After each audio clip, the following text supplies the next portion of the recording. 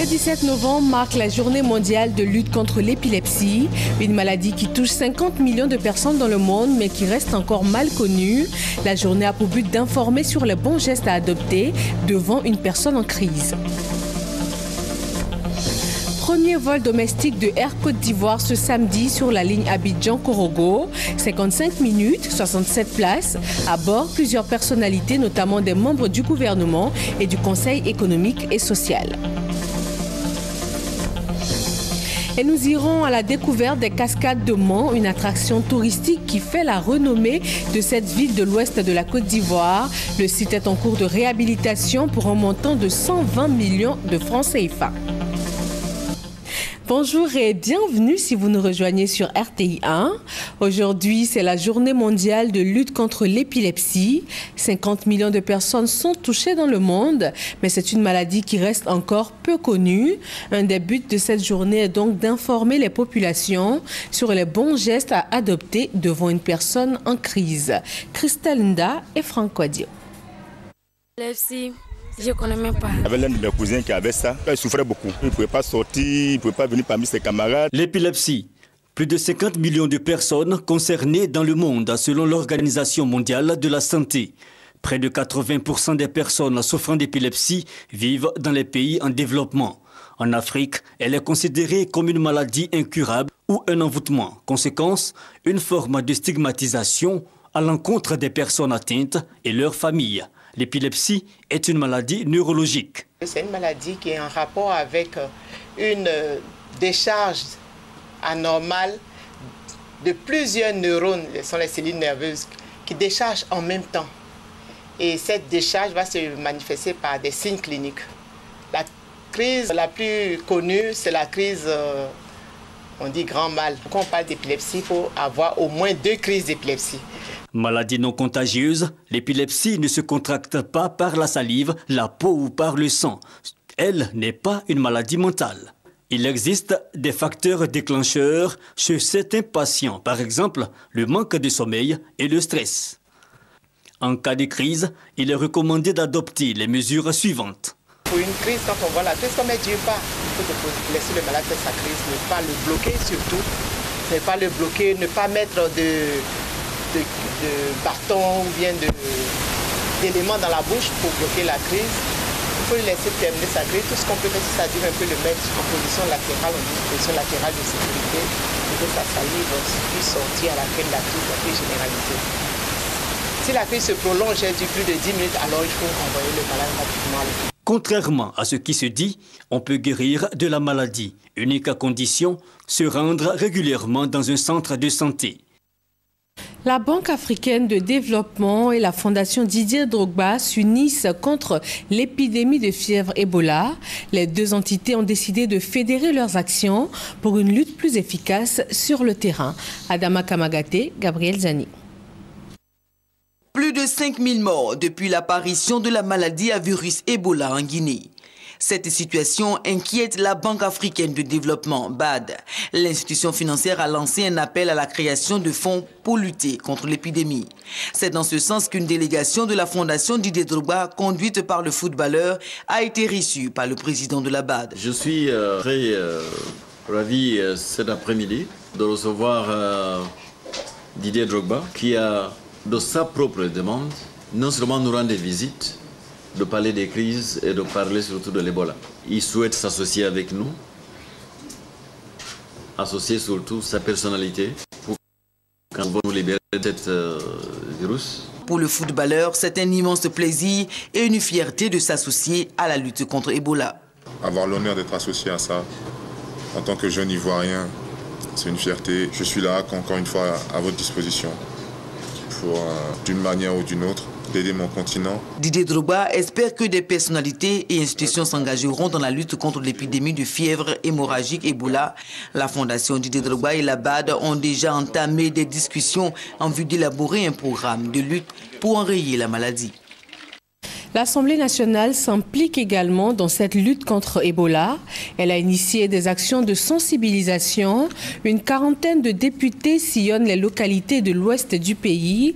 Ces populations proches de deux pays touchés que sont la Guinée et le Libéria sont invitées au respect des mesures de prévention. Mamadou Kwasi. Depuis 2 semaines, une quarantaine de députés sillonnent les localités de l'ouest de la Côte d'Ivoire, des localités frontalières avec la Guinée et le Libéria. L'objectif de cette tournée des représentants de l'hémicycle ivoirien, investir le terrain pour sensibiliser et faire comprendre à la population les dangers liés à la fièvre aviaris.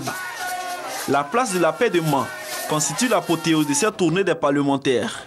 Ici, le député de Mans sous-préfecture, Blaise Siki Blon, rappelle à la population qu'à ce jour, aucun remède n'a été trouvé. Raison pour laquelle il faut selon lui être vigilant. Clarisse Maï Kayo, députée de Benouillet et par ailleurs chef de la délégation, exhorte la population dans leur ensemble au respect des mesures prises par le gouvernement. En langue locale, elle présente les risques de contamination de la maladie. Le porte-parole des députés en mission à l'ouest de la Côte d'Ivoire demande de dénoncer tous les cas suspects et aussi les traversées clandestines des frontières. Clarisse Maï Kayo sollicite les pouvoirs publics à réduire le prix du kilogramme de viande de bœuf qui varie entre 2500 francs et 3000 francs CFA. Des coûts difficiles à supporter par les ménages de l'ouest de la Côte d'Ivoire qui depuis des mois ont abandonné la consommation de la viande de brousse. La population de Mans, comme celle des autres localités visitées, est instruite sur les techniques de lavage efficace des mains, des exercices qui vont se reproduire dans les foyers. Les jeunes, les femmes et les chefs coutumiers se réjouissent de l'initiative des députés. Ils se disent tous prêts à être des relais dans cette politique de sensibilisation sur la fièvre à virus Ebola, afin que la Côte d'Ivoire soit définitivement épargnée de cette maladie qui a déjà fait plus de 5000 victimes. Et l'annonce de 4 cas d'Ebola recensés au Mali fait craindre une nouvelle flambée épidémique. La France a réagi rapidement. Elle renforce son dispositif sanitaire pour les passagers des vols directs en provenance du Mali et déconseille à ses ressortissants de se rendre à Bamako, la capitale. Parlons de la reprise des vols domestiques à destination donc des villes de l'intérieur de la Côte d'Ivoire. Les travaux de sûreté et de sécurité de l'aéroport, respectivement 55 et 68% de réalisation, autant d'indicateurs positifs pour la certification de l'aéroport Félix Houphouët-Boigny d'Abidjan, sur lequel le ministre des Transports revient dans ce reportage de Francis Boifo. C'est un pas important que le gouvernement vient de faire avec le lancement des vols d'Air Côte d'Ivoire à destination des villes de l'intérieur. La cérémonie donc d'aujourd'hui est hautement significative parce que nous sommes en train de donner vie à un des symboles de l'ambition du chef de l'État pour notre pays. Nous sommes en train de donner vie à un des symboles de l'émergence de notre pays. Nous sommes en train, une fois de plus, de montrer que la Côte d'Ivoire, notre pays, avance, avance et avance. D'où je suis, à ses côtés, je peux vous dire que le chef de l'État n'a ménagé aucun effort pour que ce projet voie le jour, s'investissant personnellement au quotidien pour que Air Côte d'Ivoire puisse naître. Comment, après un pareil exemple de réussite de la marche de notre pays vers son développement, ne pas évoquer tous les autres symboles de notre émergence future qui seront bientôt livrés. Le pont Henri-Konan Bédié et son échangeur. Les ponts de Boisflé et de Jacquesville. Des actions fortes du chef de l'État pour une Côte d'Ivoire forte avec un rayonnement bien au-delà de la sous-région. À ce rayonnement contribue et de la plus belle des manières Air Côte d'Ivoire. En moins de 2 ans d'existence, la compagnie nationale Air Côte d'Ivoire a pu s'imposer comme leader dans la sous-région et en Afrique centrale avec un taux de ponctualité établi à 85% et 253 000 passagers transportés en 2013. Le premier vol domestique de Air Côte d'Ivoire a donc eu lieu ce samedi sur la ligne Abidjan-Korogo, un vol inaugural dans la desserte des villes de l'intérieur du pays. Il a duré 55 minutes avec 67 passagers à bord. C'est un pas important que le gouvernement ivoirien vient de faire avec le lancement des vols d'Air Côte d'Ivoire à destination des villes de l'intérieur. Mais une préoccupation demeure. La certification de l'aéroport Félix Houphouët-Boigny. À l'occasion du vol inaugural d'Air Côte d'Ivoire à destination de Korogo, le ministre des Transports Gaoussou Touré s'est prononcé sur le sujet. Les derniers audits de l'OACI, nous sommes à 55% au niveau de la sûreté et à 68% au niveau de la sécurité. Et cela est très bon signe parce que la Côte d'Ivoire en Afrique est l'un des pays les mieux classés déjà. Gaoussou Touré a également annoncé la réalisation de plusieurs projets en 2015. Les travaux de l'aérogare de fret, le programme de réhabilitation des aérodromes de l'intérieur du pays pour que Air Côte d'Ivoire puisse desservir un grand nombre de villes. Le projet de la construction d'une ville autour de l'aéroport d'Abidjan sur 3700 hectares que nous appelons Aérocité. C'est plus de 1000 milliards d'investissements qui sont prévus. Investissements à réaliser exclusivement par le secteur privé. Tous ces projets devraient permettre à la Côte d'Ivoire d'améliorer le transport aérien, ce qui contribuera à l'essor de l'économie nationale. La journée africaine de la sécurité routière a été célébrée hier 16 novembre. Cette 3e édition s'articule autour du thème « La route, un espace en partage ». La cérémonie officielle en Côte d'Ivoire avec Franck Quadio. Un accident de la circulation quelque part sur l'autoroute du Nord. Encore un drame et de nombreuses victimes. Dans le monde, près d'1 240 000 personnes chaque année sont tuées sur les routes. En Côte d'Ivoire, le bilan est tout aussi sombre, 600 décès, dont plus de 40% sont des piétons. Ces véhicules qui font des accidents avec des pneus usés, mais lorsque vous allez les contrôler, ils ont leur visite technique. Il faut donc sensibiliser.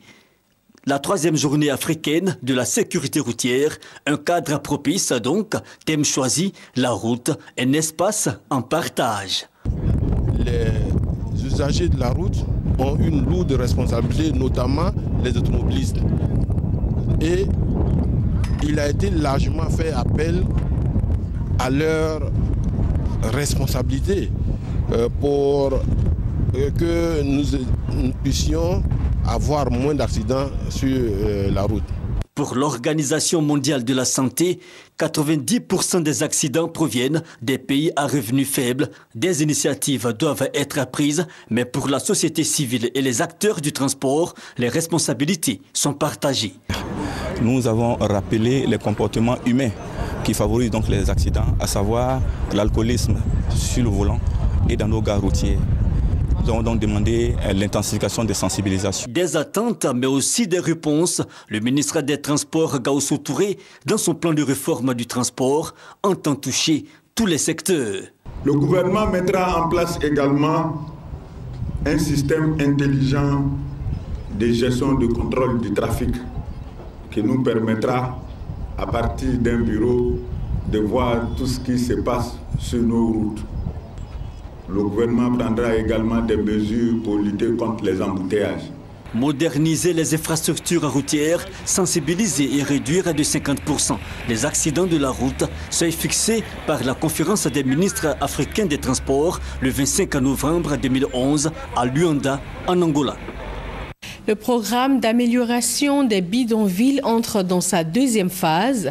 Il s'agit entre autres pour le ministère de la Construction et du Logement d'améliorer les conditions d'accès des habitants des bidonvilles à l'eau potable. Éric Goré, Serge Coléa. Le projet d'amélioration des conditions de vie des habitants des bidonvilles rentre dans sa 2e phase après le recensement des zones concernées. Il s'agit maintenant de mener la réflexion sur la politique et le cadre réglementaire des bidonvilles. Cette 2e phase comprend également l'élaboration d'une stratégie de mobilisation des ressources. Ces différentes activités ont été présentées à tous les acteurs. Selon le représentant de l'ONU Habitat, la Côte d'Ivoire bénéficie de ce projet du fait de son implication dans l'urbanisation des zones précaires. La Côte d'Ivoire a été choisie pour plusieurs raisons. La première raison, c'est qu'il y a une réforme très dynamique dans le secteur urbain qui a été entreprise par le gouvernement ivoirien, mais aussi par rapport à la dynamique des villes et des communes, comme on l'a eu à le voir avec Abobo ou Trècheville. Donc autant de raisons, parce que le cadre politique est très important aussi pour trouver un ancrage institutionnel. Pour le représentant du ministre de la Construction, la nécessité d'offrir un cadre de vie meilleur aux populations s'impose aujourd'hui. Ce qu'on doit comprendre, c'est l'engagement du gouvernement à améliorer les conditions de vie des populations qui vivent dans les quartiers précaires, appelés communément bidonvilles dans le cadre de ce projet-là. 100 villes dans 34 pays du monde sont concernées par ce programme. L'ONU Habitat entend offrir un meilleur cadre de vie à plus de 100 millions d'habitants d'ici à 2020. La ville de Mans, dans l'ouest de la Côte d'Ivoire, renaît grâce au retour des structures administratives après la crise que le pays a connue. De grands ouvrages en cours lui redonnent également des couleurs. Visite guidée de cette ville aux nombreux atouts touristiques avec Eve Boué et Franck Quadio. Des singes dégustant des bananes offertes par des visiteurs. Ce sont les singes de la forêt sacrée de Gbeplu dont l'histoire se confond avec celle de la naissance de la ville de Mans. La légende raconte qu'une jeune fille du nom de Manleu a été offerte en sacrifice à cet endroit pour la prospérité de la région. Bienvenue donc à Mans, la capitale du district des montagnes, région du Tongbi. Autre caractéristique, après la forêt sacrée, les cascades naturelles du village de Zadeplu à 3 km de la ville. 20 magnifiques mètres de chute d'eau invitant à la rêverie et un paysage pittoresque au relief montagneux. C'est que Mans est entouré de massifs montagneux dont le point culminant, le mont Tongbi, fait 1223 mètres d'altitude. Il y a aussi la dent de Mans, composée de roches jumelles, c'est même le symbole de la ville. Située à l'ouest de la Côte d'Ivoire, cette localité attire un condensé de population. Ils sont plus de 378 000 habitants selon le recensement municipal de 2009. Une population constituée de Yakuba, de Oué, de Malinké et d'Aloctone. Mais une population aussi jeune, 44% d'entre elles à moins de 20 ans. Les secteurs d'activité dominés en outre par les micro-industries telles les scieries, zones forestières obligent et les structures de finances. La ville, défigurée par une longue période de crise, renaît au fil du temps. Expression visible des routes réhabilitées et le retour de l'administration. À Mans, la quasi-totalité des ministères possède une direction régionale. Au niveau sanitaire, par exemple, il existe un centre hospitalier régional CHR et une protection maternelle et infantile, PMI et bien d'autres structures sanitaires. Concernant le secteur de l'éducation nationale, pour le primaire, on a 224 établissements, dont 206 publics et 18 privés. Le secondaire, quant à lui, totalise 17 lycées et collèges, dont 13 privés et 4 publics. À cet effet, le lycée et le collège moderne bénéficient du programme présidentiel d'urgence PPU et sont donc en cours de réhabilitation. La voirie a également bénéficié du PPU. L'avenue principale, entièrement refaite, est baptisée avenue Alassane Ouattara du nom du président de la République. Le spirituel est par ailleurs présent. La plupart des religions révélées ayant une bonne visibilité. À preuve, il existe une cathédrale, de nombreuses églises évangéliques et une grande mosquée. Des édifices religieux pour mieux invoquer la grâce divine afin que Mans, capitale du Tongbi, retrouve son lustre d'antan. En plus de sa végétation et de ses célèbres montagnes, la ville de Mans est bien connue pour ses cascades naturelles. Ce lieu qui a longtemps attiré les touristes a connu une période d'abandon due à son état de délabrement. Mais c'est de l'histoire ancienne puisqu'il est en cours de rénovation et attire déjà des visiteurs. Au détour d'une route escarpée, l'entrée du temple de tourisme dans la ville de Mans. Les cascades naturelles de Zadeplu, du nom du village qui abrite ce site. De magnifiques chutes d'eau au cœur d'un cadre pittoresque où se mêlent végétation luxuriante et chants d'oiseaux. Elles prennent leur source sur le mont Tongbi et s'écoulent sur une hauteur de 20 mètres environ. Malgré l'état de dégradation dû aux nombreuses crises, ce lieu touristique a conservé son attrait. Voilà, ce sont mes filles. Elles sont quittées à Abidjan, venues me rendre visite. Mais bon, elles ont voulu découvrir la cascade. Donc c'est comme ça de les accompagner. Nous sommes déjà de retour. Nous rentrons à la maison. Des cascades fréquentées continuellement par des curieux et des personnes souvent très jeunes venues chercher de la fraîcheur. Ils sont peu nombreux, en effet, à résister à l'envie de plonger dans ces eaux qui s'écoulent en pleine forêt. Je trouve que c'est génial, que les amis doivent venir en profiter pendant les vacances. L'état de dégradation, cela sera bientôt un mauvais souvenir. La réhabilitation lancée par le ministère du Tourisme a démarré depuis le mois de mai 2014. Guérite, lac artificiel, marche, espace récréatif, tout sera remis à neuf pour le bonheur des visiteurs. Village de rêve, un site qui propose des activités culturelles aux plus jeunes. C'est une idée de l'ONG Maison africaine de vie pour les enfants. Et elle est à sa 6e édition cette année. Le reportage est signé Patricia Omouetia. Festival Village de rêve. Le but est de créer un cadre de divertissement et d'échange culturel afin d'inculquer aux enfants la vie en société et promouvoir les activités sportives. Cette 6e édition met l'accent sur le patrimoine culturel et touristique de la Côte d'Ivoire. Les enfants ont besoin de savoir, de connaître, de savoir comment la Côte d'Ivoire a été, pourquoi pas créée, et connaître ces différents présidents, de connaître, donc c'est l'histoire, c'est orienter un peu les enfants et leur donner l'amour de leur pays. Donc Village de rêve pour moi, c'est un peu notre affaire pour pouvoir aider ces enfants qui vont devenir demain, pourquoi pas, des leaders. Voilà. Pour les parents, c'est l'occasion de faire connaître aux enfants les potentialités touristiques de notre pays. La besoin de s'amuser, d'oublier qu'il y a l'école, il y a aussi l'amusement aussi, qu'il est aussi un enfant. Je les envoyais à l'espace le village de rêve pour se divertir et surtout pour apprendre les cultures, pour connaître la profondeur de tout ce qui est la culture ivoirienne. Village de rêve, c'est également des activités ludiques à travers des jeux et ateliers d'initiation à la lecture. L'église de l'Assemblée de Dieu organise une prière spéciale pour l'école ivoirienne. Elle a été formulée à l'endroit de tous les acteurs du système éducatif pour une année scolaire apaisée et de bons résultats en fin d'année. Patricia Omouetia. Journée nationale de prière au profit de l'école ivoirienne. Ambiance de fête ici à l'église des Assemblées de Dieu. Plusieurs acteurs de l'école ivoirienne sont réunis. Pour le pasteur de l'église, cette journée de prière est un acte sur lequel il faut s'appuyer pour acquérir des valeurs morales. L'école est un secteur important de la nation et donc prier pour nos enfants, prier pour l'école aujourd'hui, c'est de gagner une bonne nation de demain. J'aimerais que le Seigneur réalise mon vœu, que je devienne un grand inventeur et que je sois reconnu dans le monde. Représentant la ministre de l'Éducation nationale et de l'enseignement technique, la secrétaire générale de la direction régionale de l'éducation nationale estime que les mentalités doivent changer afin de faire de l'école ivoirienne un pôle d'excellence.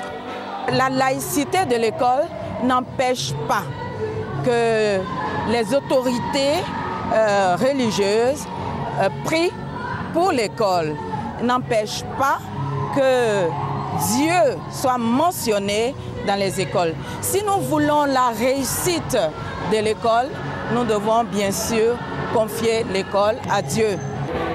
La 5e édition de la Journée nationale de prière pour l'école ivoirienne est célébrée dans différents lieux de culte et partout ailleurs sur le territoire national. Améliorer le fonctionnement des structures en charge de la gestion des établissements scolaires dans le Lodjibois, c'est l'objet principal d'un partenariat entre le COGES, le Conseil régional et une structure privée. Honorine Anigori. Le projet Activité génératrice de revenus, AGR, est un nouveau mode de subvention des comités de gestion des établissements scolaires. Kwadio Kwame, le premier responsable du service national d'animation de promotion et du suivi des comités de gestion des établissements scolaires, soutient que depuis 20 ans, l'État subventionne les COGES à hauteur de 9 milliards de francs CFA. Mais ces subventions n'aboutissent pas à satisfaire les besoins financiers dans les écoles. Selon lui, sur 8 000 COGES, seulement 3 000 COGES bénéficient des subventions. Ainsi, ce projet, un COGES, une plantation, est le bienvenu. Roland Zakwa-Koménan, le président du conseil régional du Lodjibois, invite tous les acteurs à s'approprier ce projet. La société initiatrice du projet entend expérimenter le projet nigérien en Côte d'Ivoire pour participer à l'émergence. Le coordonnateur invite les enseignants et les élèves à respecter les mesures d'hygiène contre le virus Ebola et recommande 0 grossesse en milieu scolaire. Parlons culture avec la 9e édition du Festival international des théâtres sans frontières. Ce sera en décembre prochain. Le lancement officiel a été fait par le comité d'organisation. Il invite tous les acteurs du théâtre et le grand public à participer à l'événement. Félix Amani, Serge Gongoma. La 9e édition du Festival international des théâtres sans frontières, FITSAC, se déroulera du 4 au 6 décembre prochain. Et c'est le quartier Abata de la commune de Bengéville qui a été choisi pour abriter cette rencontre artistique. Théâtre, environnement et paix est le thème choisi pour cette année. Le comité d'organisation entend mettre l'accent sur les représentations théâtrales, le collège de réflexion, la distinction honorifique des professionnels et l'exposition-vente des spécialités culinaires d'Abata. Cette 9e édition a des objectifs précis. C'est de mettre le théâtre donc au service de la paix, contribuer à la circulation des artistes et de leurs œuvres, contribuer à la promotion du théâtre, offrir un cadre d'échange et de réflexion sur la paix et l'environnement, contribuer au renforcement des capacités des opérateurs du secteur du théâtre et favoriser le rapprochement des peuples et l'intégration culturelle.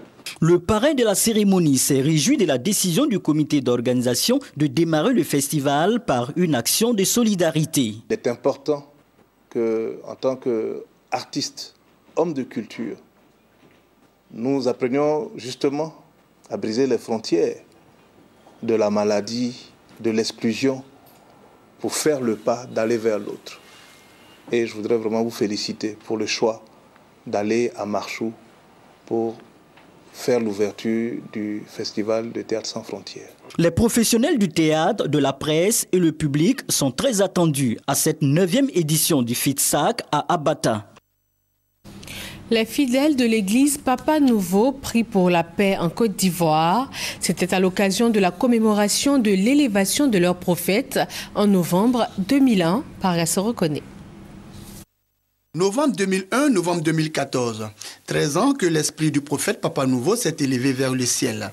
À cette occasion, sa communauté religieuse décide de lui rendre un hommage. Prières en faveur de la paix, prêche et adoration ont meublé cette cérémonie. Cérémonie religieuse qui, selon le conseil des messagers, constitue une aubaine afin de réunir fidèles et responsables autour de la vision du prophète Papa Nouveau. Le reste des messagers Papa Nouveau puisse converger vers Jérusalem. C'est ensemble que nous allons bâtir une église forte. C'est ensemble que nous allons bâtir une église soudée et unie. D'autres confessions religieuses sont venues apporter leur soutien à la communauté Papa Nouveau. Parce que nous avons été l'un des religieux qui ont vu Papa Nouveau s'élever. Ça n'a pas bouche, c'est acte. Donc je ne peux pas donc rester à l'écart. Après le culte direction, le sanctuaire où repose le prophète Papa Nouveau.